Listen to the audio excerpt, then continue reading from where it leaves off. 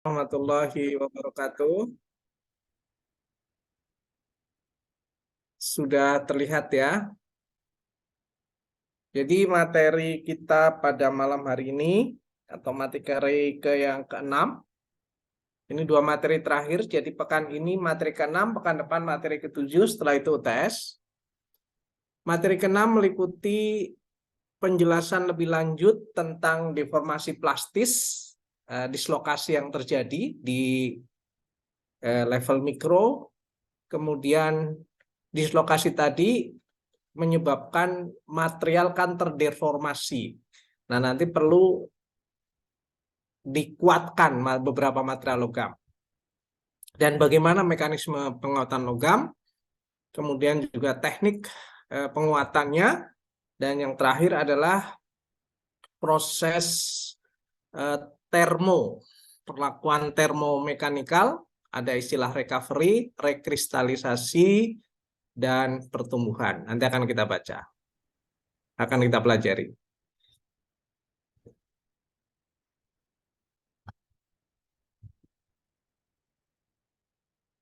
Ini kita review sebentar. Area elastis dan area plastis atau elastis deformation, sekali lagi sebelah kiri P ya. Yang ini. Kemudian area plastis atau deformasi plastis adalah yang sebelah kanan. Kemarin disebutkan bahwa di area plastis ketika tegangan dilepas, material tidak kembali ke dimensi semula. Nah, pertanyaannya, what is happening in material during plastic deformation? Nah, apa yang terjadi? Ini akan kita pelajari.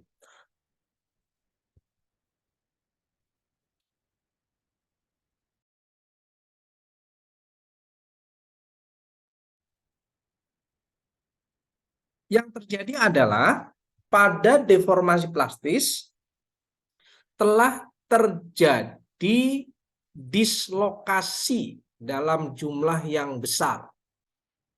Ya. Apa itu dislokasi?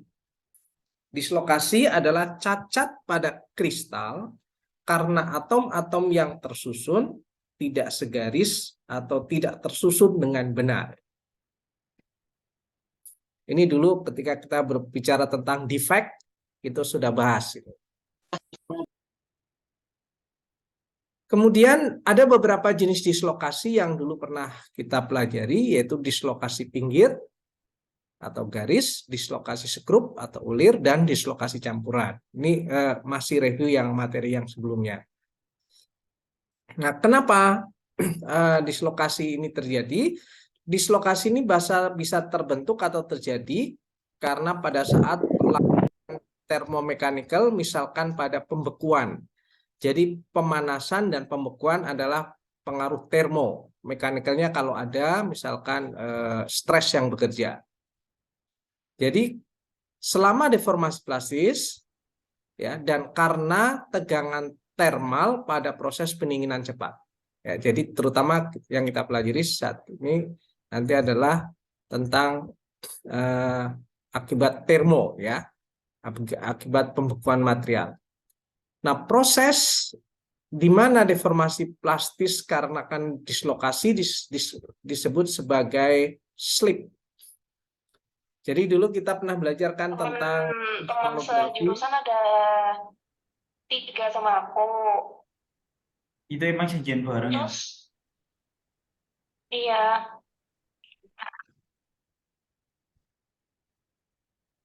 Ya, oke. Nah, sekali lagi karena ada gerakan dislokasi ini, itu disebut dengan slip. Bidangnya disebut bidang slip. Seperti kita ketahui, ketika belajar kristalografi, itu ada bidang kristal. Nah, ketika slipnya mengikuti bidang kristal tertentu, itu disebut dengan bidang slip. Makanya sebenarnya kalau kita ingin belajar lebih dalam, ya kita harus mau tidak mau harus belajar kristalografi. Tapi sekali lagi Anda ini tidak perlu ya. Kemudian dislokasi itu ada satuannya, yaitu kerapatan. Ya, kerapatan adalah total panjang dislokasi dibagi persatuan volume atau milimeter dibagi per milimeter pangkat 3. Tentu saja bisa kita coret mm-nya sehingga satuannya menjadi per milimeter kuadrat. Jadi untuk logam dikatakan terdeformasi berat atau rusak berat, mudahnya begitu, ketika kerapatan dislokasinya itu antara 10 sampai 10 pangkat 10 per milimeter kuadrat.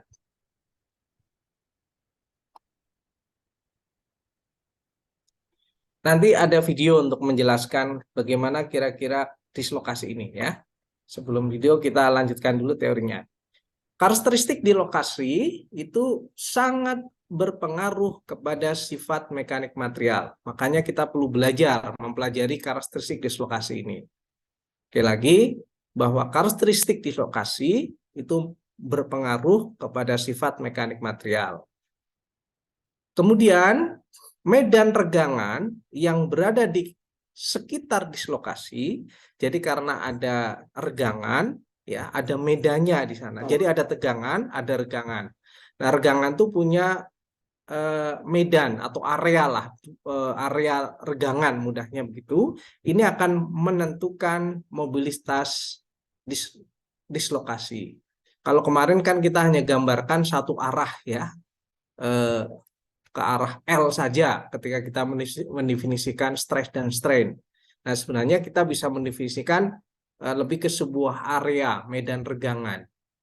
Jadi kalau misalkan ke arah, bayangkan dalam area bidang slip tertentu tadi, misalkan dalam bidang XY yang bawah ke arah misalkan pojok ya, berarti maka dia akan terdislokasi ke arah medan regangan yang ke pojok tadi, atau dalam bahasa koordinat itu ke arah 11 misalkan ya, 110 yang bidang kemarin.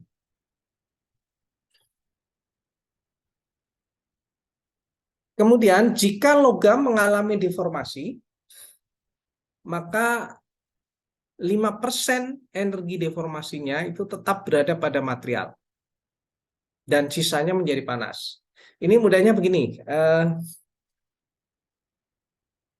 Anda misalkan ambil kawat ya, kawat dari steel, kemudian Anda tekuk-tekuk tahu ya, dibengkokkan secara terus-menerus ya, bengkokkan terus sampai kemudian mau putus. Nah, sebelum putus Anda pegang bengkokannya, maka itu panas ya, bahkan panas sekali. Ya, itu adalah sekali lagi energi deformasi. Nah, sisanya menjadi panas. Nah, 5% yang tersisa itu menjadi tetap berada pada material. Nanti ini ada istilah materialnya disebut dengan tegangan sisa ya. Dan ini besar, ini sekali lagi sebagian energi yang disimpan tersebut, yaitu 5% tadi, itu berupa regangan dan berada di sekitar dislokasi. Jadi ilustrasinya begini, yang disebut dengan energi regangan atau medan, ada medan regangannya, dan sedikit dengan energi sisa, dia akan tersimpan di situ. Ya, ini misalkan ketika ditarik mau putus, ya itu panas. Nah, panas kalau dipegang itu menjadi energi panas, sekali lagi sisanya tetap ada di bagian yang di arsir itu. Tadi disebutkan bahwa dislokasi itu mengikuti bidang slip tertentu. Bidang slip ini kaitannya erat dengan kristalografi. Ya, di kristalografi ada bidang kristalografi. Jadi sistem slip ini adalah berkaitan dengan keilmuan kristalografi yang kita pelajari di pertemuan ketiga. Ya. Nah, gerakan dislokasi yang mengikuti atau menyukai bidang-bidang tertentu itu digambarkan dalam sebuah sistem slip namanya. Ya, jadi bidang yang disukai untuk terjadinya gerakan dislokasi. Nah, bidang itu sekali lagi bidang disebut bidang slip dan arahnya disebut arah slip. Gabungan keduanya disebut sistem slip. Ya, nanti ada ilustrasi videonya ya, sabar. Memang kalau hanya teori agak susah. Nah, ini contoh sistem slip. Jadi tadi saya sudah menyebutkan, misalkan slipnya itu di bidang XY, arahnya ke 110, ya. Dia berarti di bidang XY ke 110. Ya, ini sistem slipnya. Jadi dislokasinya dia ke arah 110 di sini. Ya, ini contoh yang lebih kompleks, ya.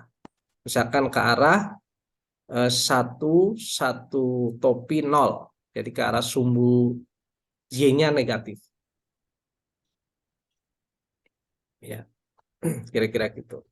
Nah, sistem slip itu biasanya diberi lambang dalam tanda kurung terbuka atau dalam tanda lebih besar, lebih kecil. Ini kalau ada sistem slip misalkan terdiri dari 111 dalam kurung dan lebih besar, lebih kecil dari 110, berarti bidangnya adalah 111, arahnya 110. Jadi kalau kita lihat ilustrasi di gambarnya di bawahnya ini, jadi slip terjadi pada arah 110. 110 kan berarti X-nya 1, Y-nya 1, Z-nya 0. Ya. Nah, bidangnya 111. Jadi bidang 11 ini yang digambarkan ini. Jadi antara A, D, dan F. Ini bidang 11. Semuanya berjarak 1 dari ini ya. Dari titiknya. Kemudian bergeraknya digambarkan dalam tanda panah. Tanda panah ya dia bergerak sepanjang bidang 111 ke arah 110. Ya, atau kalau kemudian diilustrasikan dalam sebuah ini bidangnya tadi kita ambil dalam satu dimensi, kira-kira arah slipnya itu ada arah panah seperti ini. Oke, ya. Nah, tadi disebutkan bahwa dislokasi menyukai arah tertentu dengan bidang tertentu yang disebut dengan sistem slip. Dan tadi dikatakan dislokasi itu mempengaruhi sifat mekanik material. Kenapa kita sekali lagi belajar sifat mekanik material? Ya, karena sekali lagi ada perbedaan sifat mekanik berkaitan dengan dislokasinya atau sistem slipnya. Nah, ini contoh ya. Jadi beberapa beberapa logam itu mempunyai bidang slip dan arah slip yang berbeda-beda. Ya. Jadi misalkan Cu, Al, Ni, Ag, dan Au itu slip line-nya adalah 111, arahnya 1 strip kosong dan sebagainya. Nanti ini akan mempengaruhi sifat mekanik yang berbeda. Nanti akan ditunjukkan. Kemudian alfa Fe dicampur dengan wolfram dan niobium, kemudian alfa Fe dicampur wolfram, alfa Fe dicampur K dan sebagainya. Jadi ini mempunyai sifat yang arah dan bidang slip yang berbeda-beda. Oke, ya. Ini sebelum saya lanjutkan ke slip pada kristal tunggal, saya ingin menunjukkan beberapa video dulu supaya kebayang bagaimana slip itu terjadi. Atau dislokasi dulu, bukan slip ya, dislokasi dulu terjadi.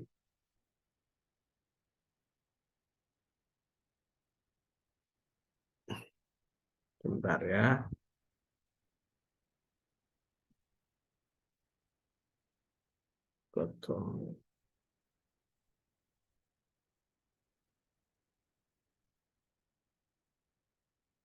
Ini pada belum saya share dulu. Bentar.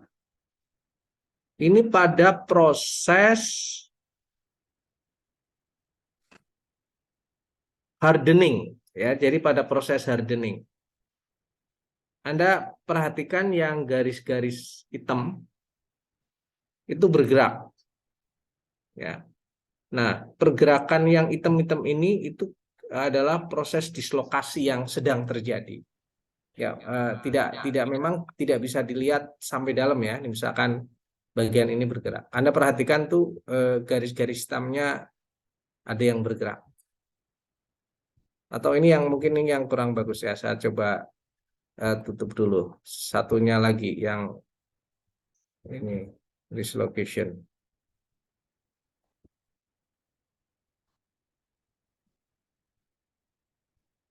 Oke, ini saya share lagi. Kalau ini kelihatan sekali.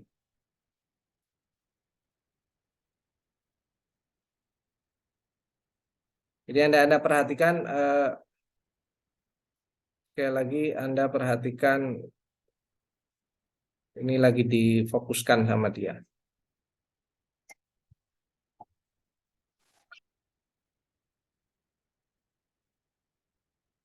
Nanti kita lihat ya. Ini gambar begini itu dari sebuah institusi riset yang luar biasa ya, dari Max Planck Institute di Jerman. Jadi untuk mengambil gambar begini ya, dislokasi terjadi. Ini tadi bahannya Ni dengan apa gitu ya. Ini kan terjadi perubahan garisnya ini semakin mendekati sana ya.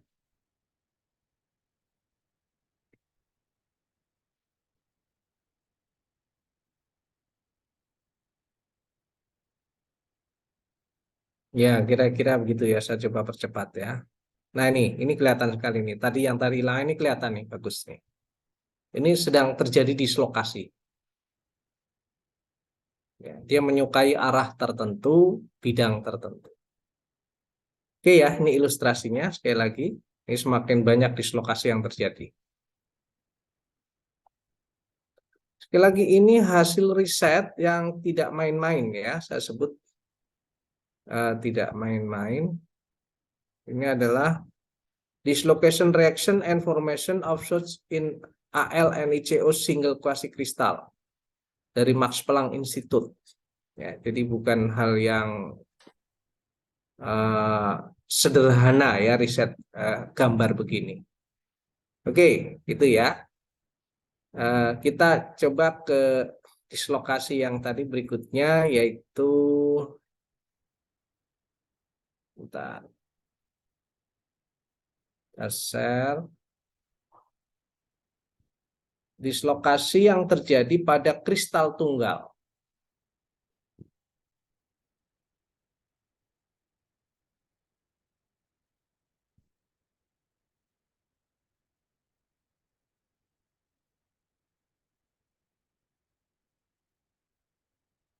Ini foto biasa, jadi kristal tunggal yaitu zinc ya.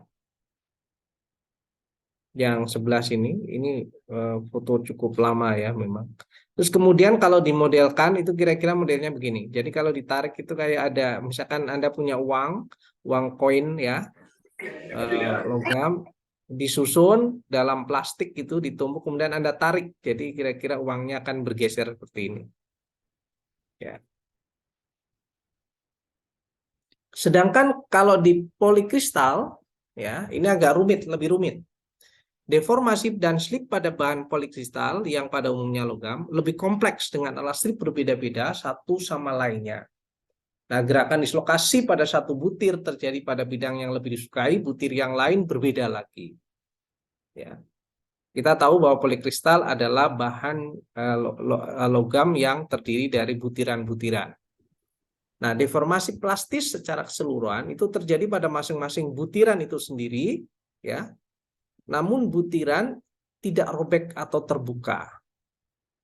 Artinya butiran tadi tetap utuh. Hanya bentuk butirnya saja yang berubah. Ya. Ini contoh.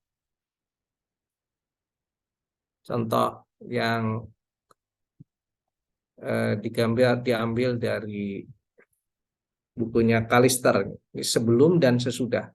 Jadi sebelum terjadi deformasi plastis, kira-kira seperti ini. Kemudian setelahnya yang B. Ya, jadi ada perubahan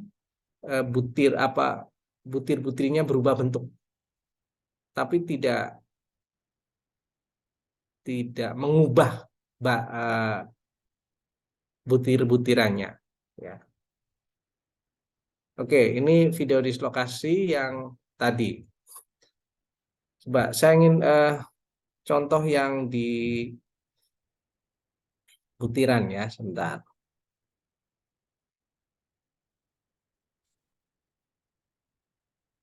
Omegradrosin.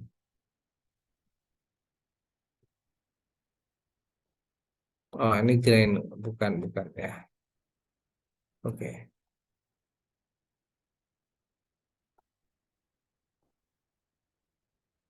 Atau saya lanjutkan dulu aja, nanti biar sekalian. Soalnya ternyata harus buka YouTube. Kita lanjutkan ini dulu.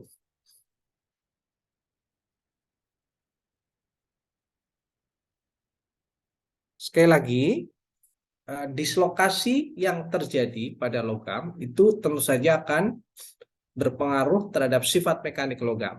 Ya. Dislokasi tadi kalau pingin dihambat itu akan menguatkan logam.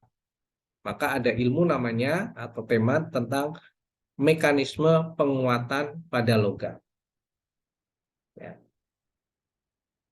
Kenapa? Karena sekali lagi material-material yang dibutuhkan untuk aplikasi biasanya hasil rekayasa, ya, hasil rekayasa material. Misalkan dia mempunyai kekuatan tinggi sekaligus tules, sekaligus tangguh. Ini kan harus direkayasa, ya. Karena pada biasanya, ya, material yang ada sebelum direkayasa itu ya tidak memiliki sifat-sifat seperti itu. Misalkan yang hanya tangguh saja, hanya ulet saja, hanya kuat saja. Nah, mencari titik optimum sifat mekanik logam ini nanti ada berbagai cara, ya. Kita pinginnya sekali lagi kekuatan tinggi, tapi keuletannya juga tinggi. Tapi faktanya biasanya logam tidak seperti itu. Prinsip utama dari mekanisme penguatan logam adalah berhubungan dengan gerak dislokasi yang mempengaruhi sifat mekanik. Ya.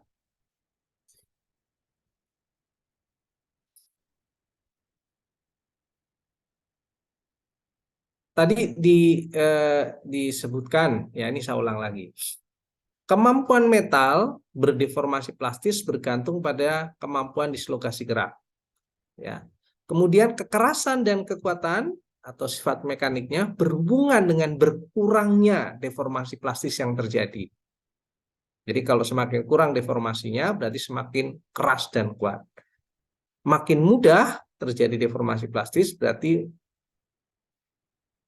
logam itu mudah dibentuk. Salah satunya nanti dipanaskan ya dengan termo dan mekanikal. Nah, kalau ditanya sekarang apa yang sebenarnya dilakukan ketika kita memperkuat logam?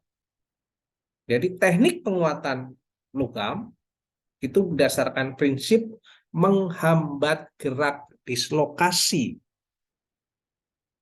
Ya, tadi kan disebutkan material tuh kalau kena beban, stres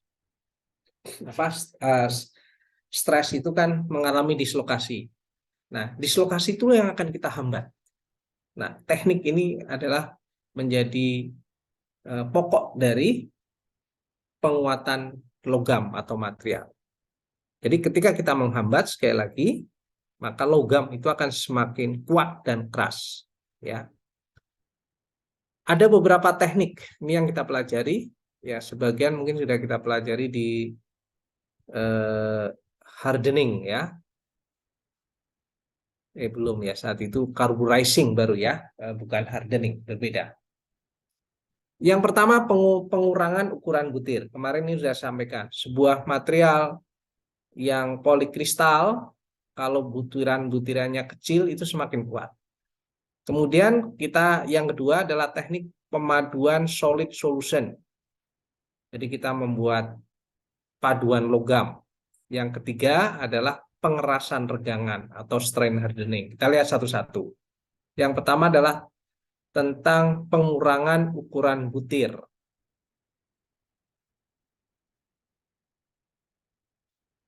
Pada saat deformasi plastis untuk polikristal tadi disebutkan, ya, tidak akan merubah ukuran butir, tetapi dia melewati, ya, ukurannya itu tidak berubah, tapi bentuknya yang berubah.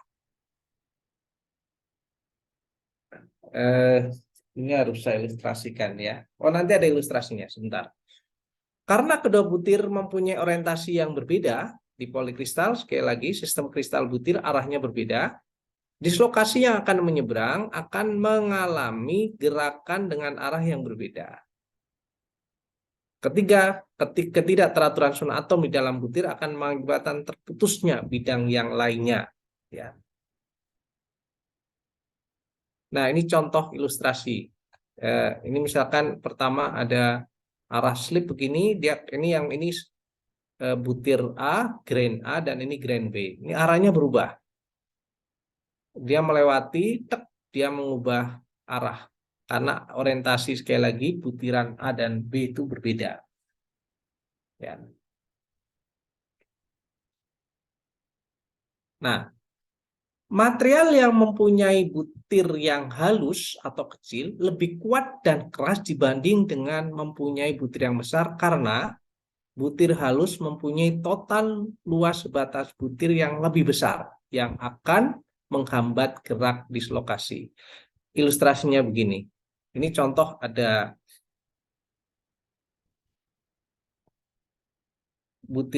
material, ini asumsinya sama ya. Yang ini butir-butirannya besar, yang bawah ini butir-butirannya kecil. Sekarang bayangkan saya ingin membuat gerak misalkan atau dislokasi yang terjadi.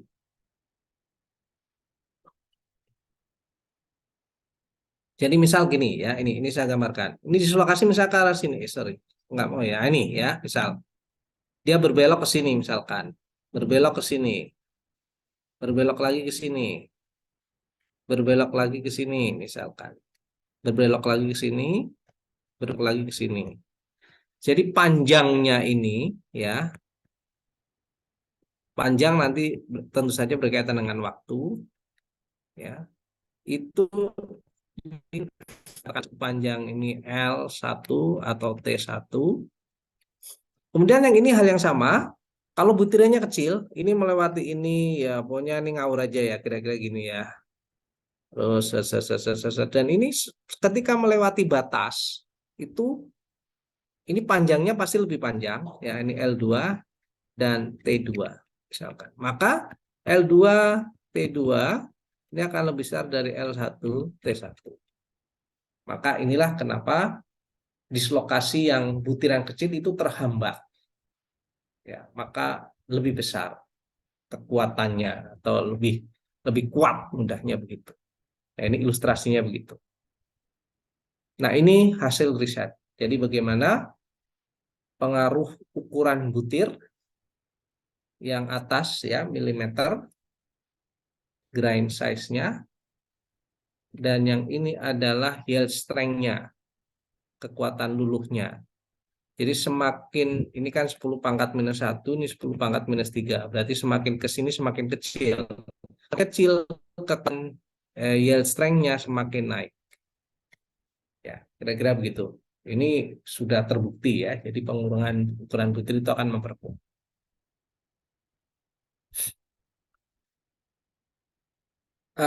Rumusnya kira-kira begini. Ya, jadi yield strength berkaitan dengan ukuran butir diberi rumus seperti ini, di mana Y adalah konstan for particular material dan D adalah average grain diameter. Ya. Oke. Kemudian bagaimana caranya mengurangi ukuran butir atau mengontrol ukuran butir? Maka yang bisa dilakukan adalah melakukan apa istilahnya, rate of solidification by plastic deformation dan by appropriate heat treatment. Jadi intinya ada proses termomechanical yang sesuai. Nanti akan kita pelajari di bagian yang terakhir, recovery dan sebagainya. Nanti ada contoh grafiknya, ya. Itu yang pertama. Jadi bagaimana sekali lagi cara membuat ukuran butir lebih kecil nanti di bagian akhir. Kemudian teknik yang kedua, bagaimana pengangkatan material adalah dengan teknik solid solution. Ya, teknik ini solid solution atau larutan padat dibentuk ketika atom cair ditambahkan ke material induk, sementara struktur kristal dijaga sehingga tidak terbentuk struktur kristal baru. Salah satu teknik pengerasan bahan adalah memadukan atom-atom lain. Jadi sebenarnya ini seperti proses nitriding, ya, nitridizing,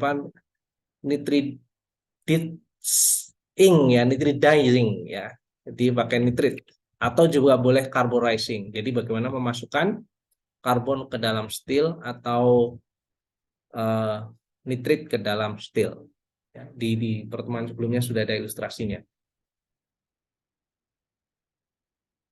Ya, kenapa? Ya karena logam dengan kemurnian tinggi itu biasanya lunak. Jadi kalau kita memberikan bahan pengotor atau impurities, tapi tujuannya untuk memberi kekuatan tarik dan kekerasan yang lebih besar. Ya, ini kemarin sudah disebutkan. Nah, ini contoh bagaimana kalau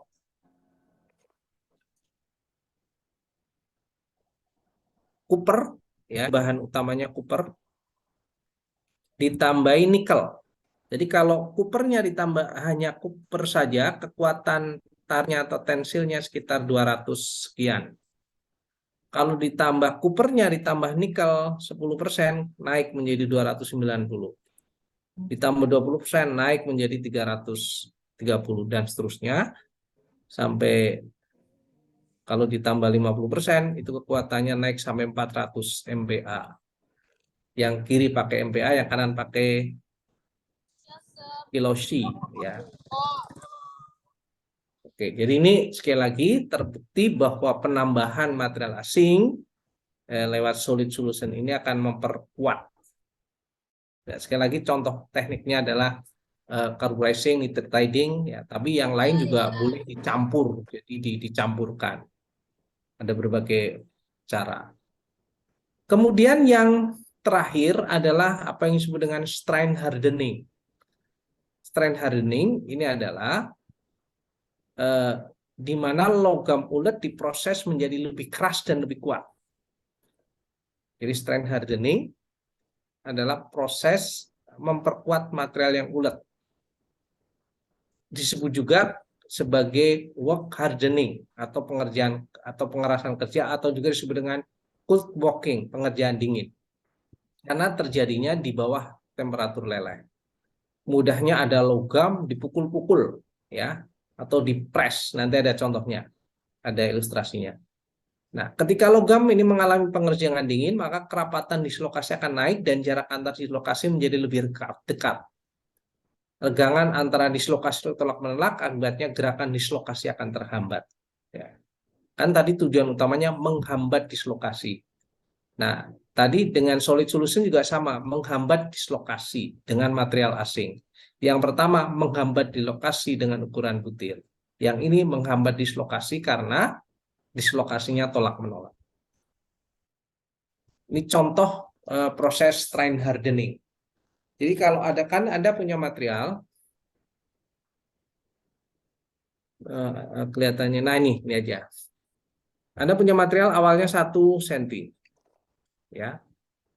Kemudian Anda press yang pertama menjadi 0,5 cm, yang terakhir menjadi 0,16. Maka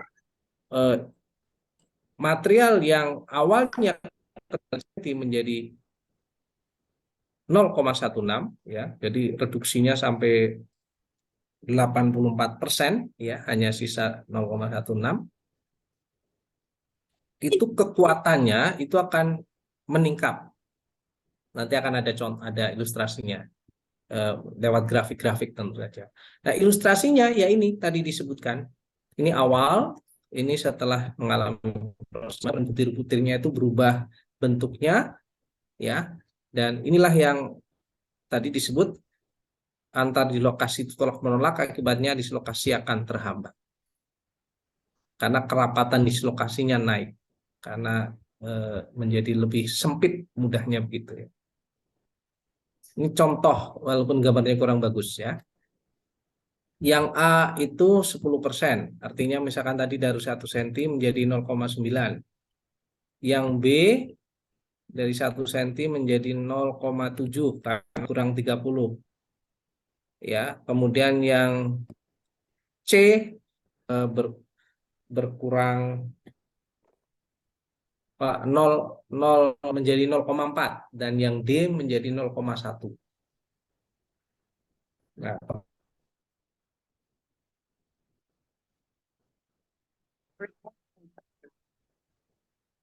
maaf, ternyata sempat putus.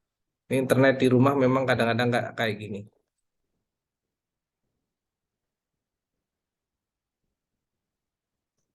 Sekali lagi ini saya ulang gambar ini ya.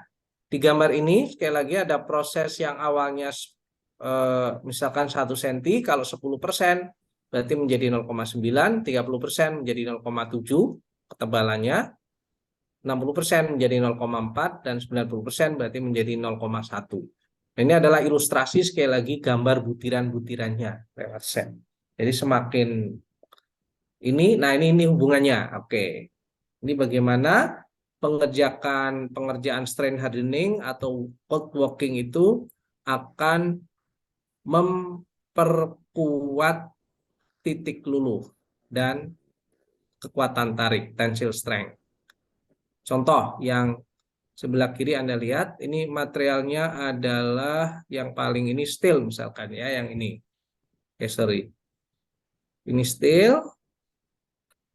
Kalau awalnya kekuatan yield strength-nya itu kalau belum misalkan belum di 1 mili atau 10 mili lah misalkan. Hanya segini.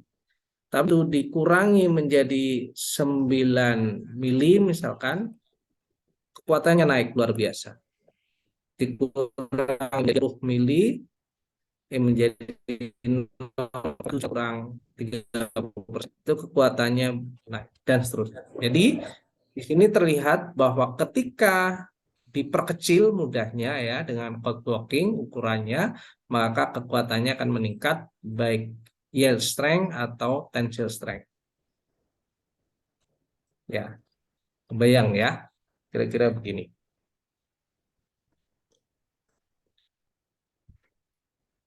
Tetapi, ini tadi kan disebutkan, walaupun naik, ini kan naik ya. Bayangkan, ini yield strength, ini tensile strength. Naik semua, kekuatan luluh dan kekuatan tarik. Tetapi, ductility-nya atau keuletannya itu turun. Makanya nanti kita gabung ya. Jadi kalau tadi misalkan steel begini, kemudian steel begini, ya nanti di titik mana kita cari, kita mau seperti apa? Ya mudahnya ya di titik potong misalkan gitu. Ini teknik optimasinya tergantung dari aplikasinya nanti. Ya. Ini contoh, kita sebelumnya kan belajar kurva stress dan strain. Stress dan strain maksud saya, kurva stress dan strain. Ini kalau dilihat dari kurvanya, misalkan untuk 0, cold working itu bentuknya seperti ini. Ya. Kita sini ini berarti kan semakin ulet ya, dia lama itu ulet. Tapi kalau kita kerjakan sampai 24% cold working itu kekerasannya naik ini tinggi putus di sini.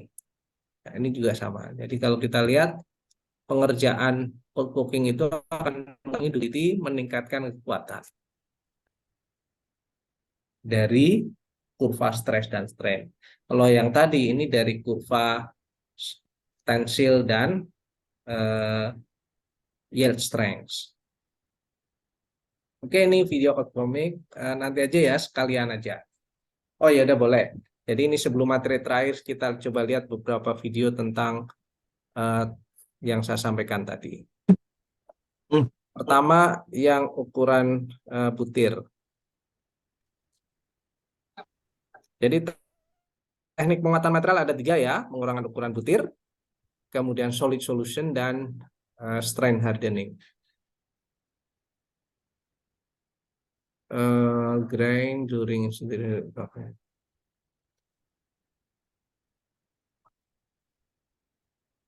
Oh, ini jangan. Ini kurang bagus, sebentar.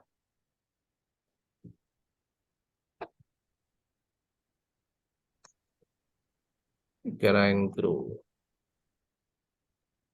Ini hanya ilustrasi saja ya, sebentar. Ini belum kok begini ya. Oke, saya ini dulu. Ini contoh butiran-butiran.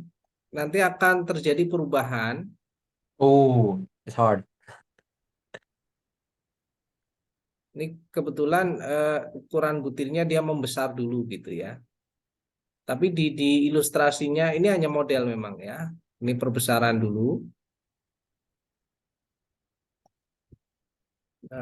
Oke, ini baru. Oh, ini yang membesar, maaf sebentar, bukan yang ini.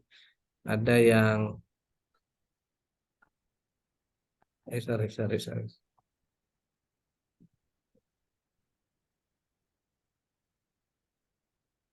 Grain grow. Rata-rata memang grain grow ya yang ininya mah.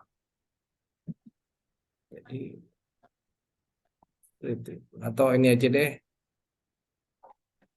Pengerjaan code forming ini di aplikasinya. Bentar ya.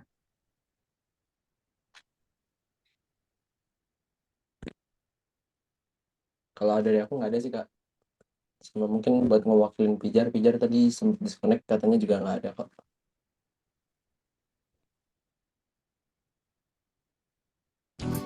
Contoh proses manufaktur dengan cold hardening.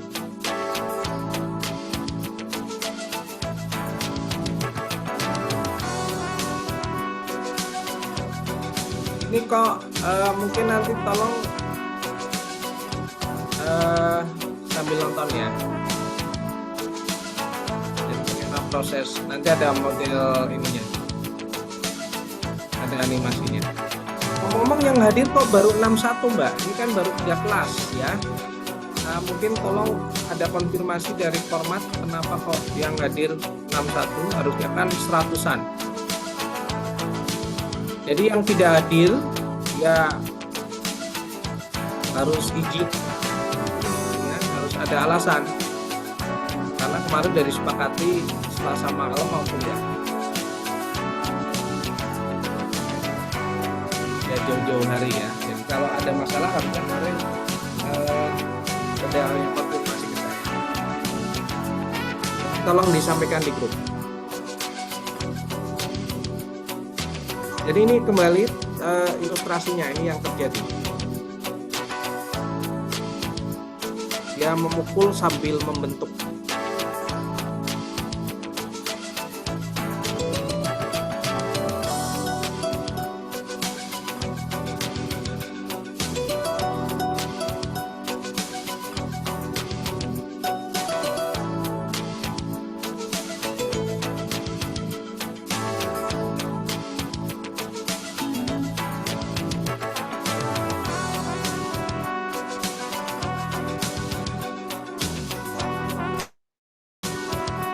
Contoh ilustrasi animasinya.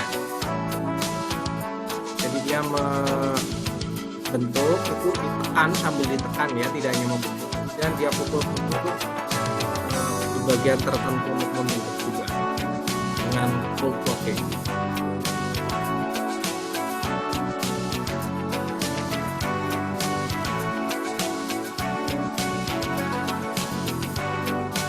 Ya, kira-kira gini ilustrasinya.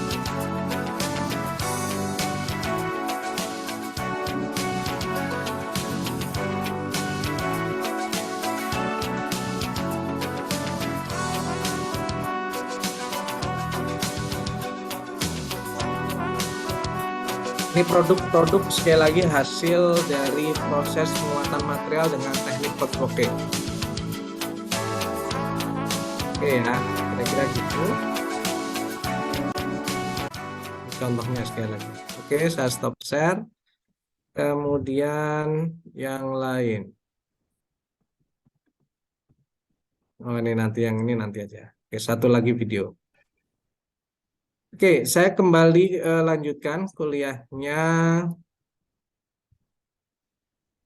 bagian terakhir yaitu proses recovery, rekristalisasi, dan pertumbuhan butir. Ya. Ini kok pesertanya langsung nambah sampai 74, apa nggak tahu ya. Tolong nanti konfirmasi ya, karena tadi sampai saya bilang itu baru 60, sekarang 78, 79.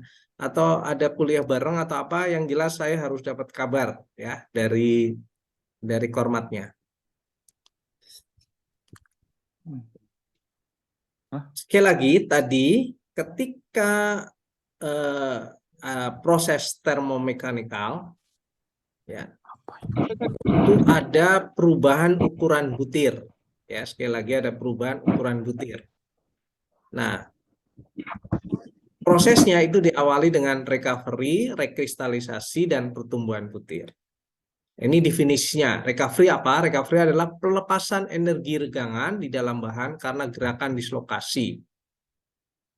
Yang ini disebabkan oleh difusi atom yang mengikat pada temperatur yang tinggi. Jadi sekali lagi ini pakai proses termomekanikal pada temperatur yang tinggi. Nanti ada gambarnya, videonya ya. Proses recovery, sebagian energi regangan dilepaskan, jumlah dislokasi turun, maka konduktivitas listrik dan thermal menjadi lebih baik. Walaupun recovery telah selesai, butir masih memiliki energi regangan yang tinggi, maka berikutnya terjadi proses rekristalisasi atau terjadi pembentukan butiran baru yang bebas dari energi regangan dan mempunyai kerapatan dislokasi yang rendah. Ini tahapan kedua. Ya, karakteristiknya seperti kondisi sebelum pengerjaan dingin. Artinya kondisi semula. Gaya penggerakan terbentuknya butir baru itu karena perbedaan energi dalam antara material yang bebas energi regangan dengan material yang mempunyai energi regangan. Nah, kemudian setelah proses kristalisasi, sifat-sifat mekanik kembali seperti kondisi sebelum dilakukan pengerjaan dingin ya. Dan rekristalisasi ini bergantung atas waktu atau bergantung pada waktu dan temperatur. Setelah itu, kristalisasi selesai, nanti ada ilustrasi. Emang kalau dibaca itu agak susah, tapi kalau ilustrasi gambar nanti insya Allah mudah. Butir yang terbentuk akan terus tumbuh atau membesar jika temperatur logam tetap dijaga. Nah, fenomena ini disebut dengan pertumbuhan butir. Pertumbuhan butir terjadi karena berpindahnya batas-batas butir. Kalau tadi kan di awal tidak pakai panas, itu butir itu tidak mengalami perubahan ukuran, hanya bentuk saja yang berubah. Kalau ini ukurannya berubah. Ya, apa yang disebut dengan pertumbuhan butir. Nah, tidak semua butir menjadi besar, tetapi butir besar tumbuh seiring menghilangnya butir lebih kecil. Gitu ya. Ini ada videonya nanti. Tapi kita coba lihat ilustrasinya dulu. Ini sebelum video. Jadi kalau kita lihat di sini ya. Termasuk yang atas adalah sifat mekaniknya, tensile strength dan ductility. Yang ini adalah ductility, yang ini adalah tensile strength ya. Kemudian yang bawah adalah ukuran butirnya, grain size-nya. Jadi ini pengerjaan cold working tadi itu dipanaskan, ya, dipanaskan. Sekali lagi, dipanaskannya yang bawah ini suhunya, ya. Kalau yang atas dalam Fahrenheit, yang bawah dalam temperatur Celcius. Jadi ketika cold working tadi dipanaskan, misalkan tadi dari 10 mili menjadi misalkan 0,7 mili. Kemudian kan butirannya berubah begini kan tadi, ya. Kemudian dipanaskan dalam suhu 200, terus ya 300, 400. Nah, ini suhu terjadinya rekristalisasi untuk setiap logam itu khas. Ya. Dipanaskan sampai suhu 400, kemudian sampai titik tertentu dia terjadi pertumbuhan butir. Nah, sebelum terjadi pertumbuhan butir inilah kita berhentikan. Ya. Karena kalau diteruskan dia akan terjadi pertumbuhan butir yang semakin besar. Kita tahu kekuatannya, tensile strength-nya akan menurun, ya, yang ini. Jadi ini gambar ini menarik sekali untuk menjelaskan bagaimana fenomena recovery, rekristalisasi, dan grain growth dari cold working kemudian dipanaskan. Jadi sekali lagi ini setelah proses pemanasan atau disebut dengan annealing, ya, bahasa logamnya atau prosesnya adalah annealing temperatur atau proses annealing. Sebelum video kita selesaikan dulu yang ini, ya. Ini contoh foto-fotonya. Jadi ketika dikerjakan dingin 33%, itu butirannya seperti ini. Kemudian dipanaskan pada suhu 580 selama 3 detik, itu sudah mulai agak pecah-pecah yang B ini, ya.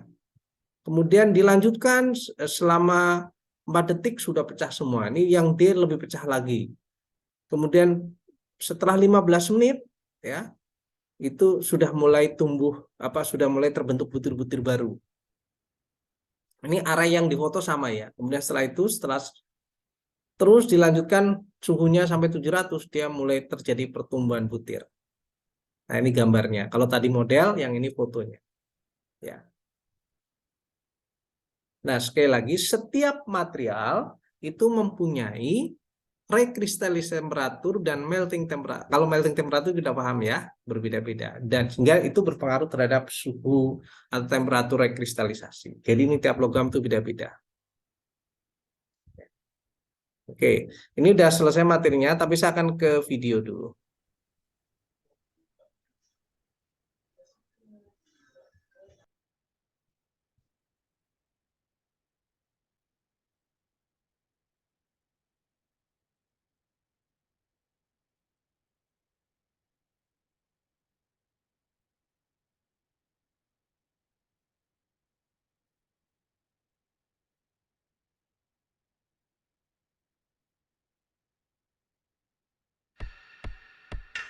Ini heat treatment, ya, terjadi proses, sebenarnya si pandai besi lah mudahnya gitu, ya. By rearranging the elemental structure of the metal, turning a coarse block of metal into a functional tool like a knife or a fork. Here at the blacksmith in Oakland's at lower temperatures ranging from 1,000 cubes are spread apart. Nah, ini kira-kira kalau dipanaskan gitu. Metal and mold it into the desired shape of the knife. Ini nggak ada ininya soalnya. So what exactly is happening to the tension of 0.8 or less is Bentar. the goal of the shape. Now that we have compresses the softened metal on the Nah, anvil, ini prosesnya kira-kira seperti ini. not only does it have immense strength, but also extreme. As the pearlite crystalline Proses structure, beginilah yang ini, ya. cement texture, Yang but not nearly as much as annealing does. An oxide layer, once again, this is simply entire steel heat treating process. Oke, that saya turns coba ordinary sekarang blood cari ini, ya, karena lewat YouTube aja sebentar. Nah, saya tak nyari dulu lewat YouTube. Maaf, ini dari tadi ada beberapa mahasiswa yang bocor berbicara. Ada kuliah bareng apa? Coba tolong 1-2 orang yang ngomong ke saya konfirmasi. Silakan siapa yang mau Barusan konfirmasi. aku di luar, saya ngobrol di depan kamar. Kan aku Ini habis mandi, misalkan Kak. 0,2 lagi ngomong, ini ngomong ke siapa ini?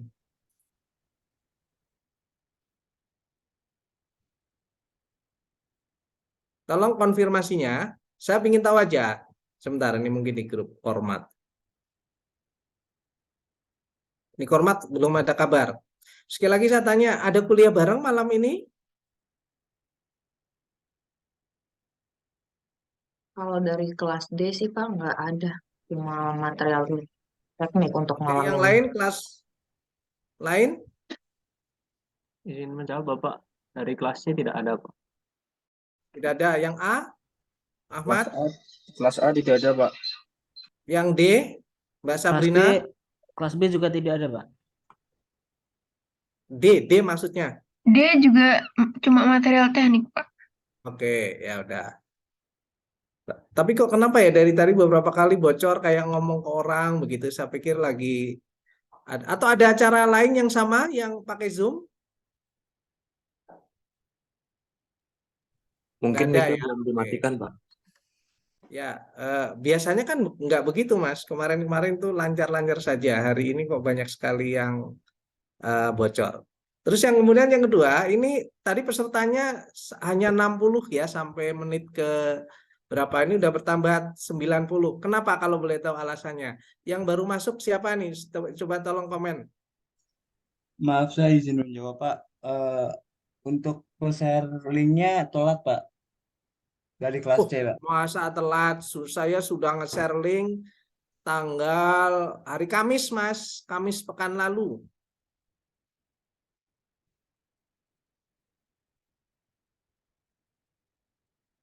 Kalau alasan itu tidak bisa diterima karena saya sudah nge-share hari Kamis. Yang lain, coba alasan lain. Saya ingin tahu aja kenapa kok bisa nggak seperti biasanya. Maaf Pak, saya izin menjawab. Tadi Ya, sebenarnya dari awal saya sempat join Pak, tapi karena keluar masuk, sinyal saya di rumah ini cukup kurang bagus Pak.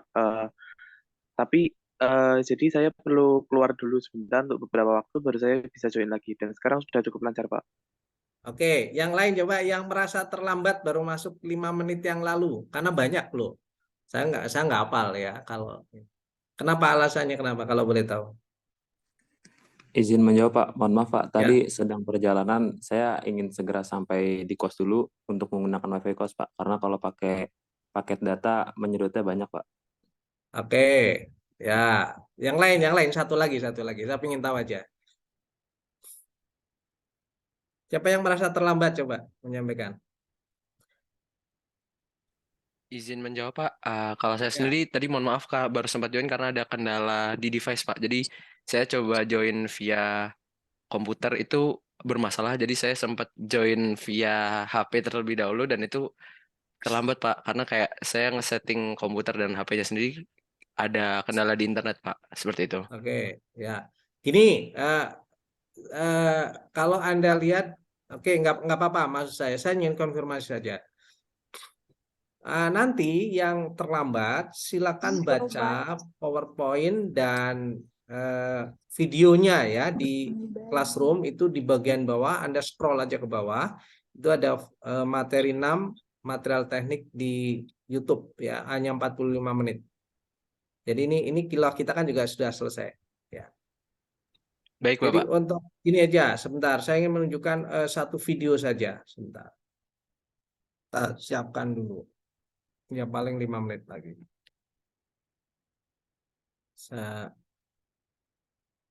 Bentar saya share sebentar lagi.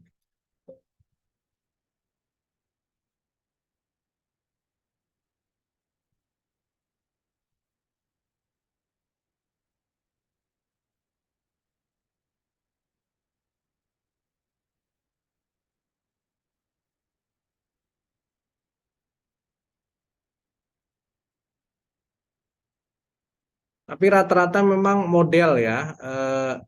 Saya yang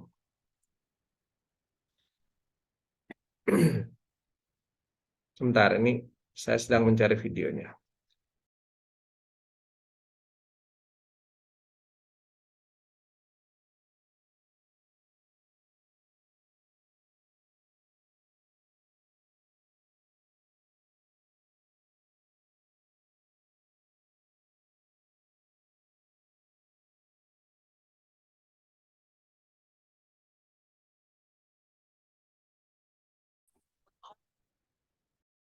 Yang banyak share video itu orang India ya. Saya coba ini share. Saya percepat aja. Ini ada animasinya yang mungkin bisa dipakai. Crystallization and grain growth के बारे में ये टर्म्स कैसे काम करती हैं और क्या होती हैं। सबसे पहले हम समझते हैं कि इनकी ज़रूरत क्यों पड़ती है। जैसे हमारे पास कोई तो क्या होता है, टेंसाइल फोर्स के कारण इसकी लेंथ बढ़ेगी, लेकिन आफ्टर अनलोडिंग क्या होगा, इसके अंदर काफ़ी सारी स्ट्रेसेस प्रोड्यूस हो जाएंगी। काफ़ी तरह की प्रोसेसेस, स्पॉन्टेनियस प्रोसेसेस एंड पास एक मोटर गर्म करेंगे और थर्ड सेकेंडरी टेम्परेचर तो अपने साइज हो जाती है डक्टिलिटी मेटल। इसके अंदर क्या होता है, जब आप टेम्परेचर देते हैं saya cari dulu yang lain. Yang saya tuh agak lupa yang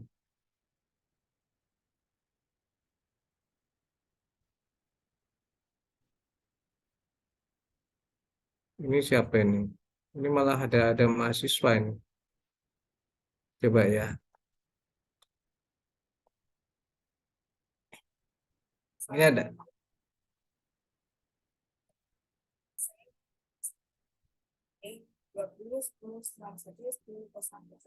Oke, sebentar. Ini contoh tugas mahasiswa mana saya nggak tahu. 20109 yang jalan bukan UNS, bukan ITB ya. Kalau ITB saya hafal namanya. Oke. Ini di mana terjadi restorasi sifat fisis logam hasil pengerjaan dingin tanpa mengalami perubahan kekuatan dan kekerasan material. Ini saya percepat. 8 menit. Yaitu pada tadi sudah saya sebutkan. Informasi dan ya memang sama, jadi nggak ada animasinya. Selain itu adanya impurities yang larut maupun tidak biasanya merupakan saya coba butir dan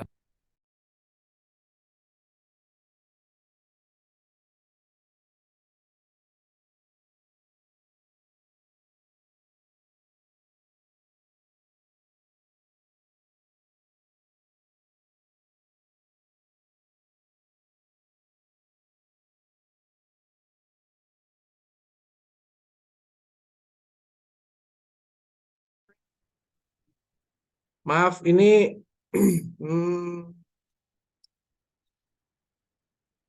ada masalah koneksi dan seterusnya. Udah, kalau gitu saya akhiri saja ya, mohon maaf. Sampai nanti di grup untuk format kita koordinasi untuk kuliah berikutnya sebaiknya hari apa, tapi yang jelas tidak malam. Gitu ya, mohon maaf ini kok tiba-tiba walaupun nyambung lagi ya ini ya. Jadi gini aja, untuk video-video silakan coba browsing. Kata kuncinya adalah recovery, rekristalisasi, and grind grow. Ya. Terus kalau ingin lihat proses yang lain dari strain hardening atau cold working itu tadi sebagian sudah, tapi di video-video itu ada beberapa ilustrasi proses manufacturingnya. Termasuk kalau ilustrasi dislokasi itu juga ada. Jadi intinya nanti silakan coba eksplorasi sendiri di YouTube. Saya kira begitu ya. Sekali lagi untuk kuliah pekan depan nanti kita akan koordinasi di grup dengan formatnya. Yang jelas tidak mungkin malam seperti ini. Idealnya waktunya ya jam 1 atau jangan jam 1 ya, mungkin ngantuk ya, kalau bisa sih habis asar gitu ya, kalau pagi ya pagi sekalian atau habis asar, nanti kita lihat situasinya, cari yang terbaik. Saya kira begitu ya, sampai ketemu lagi. Saya akhiri, billahi taufiq wal hidayah. Assalamualaikum warahmatullahi wabarakatuh, selamat malam semuanya, Saya akhiri and meeting Selamat for malam. all. Terima kasih, Pak. Oke, sama-sama. And Terima meeting kasih, for Pak. all.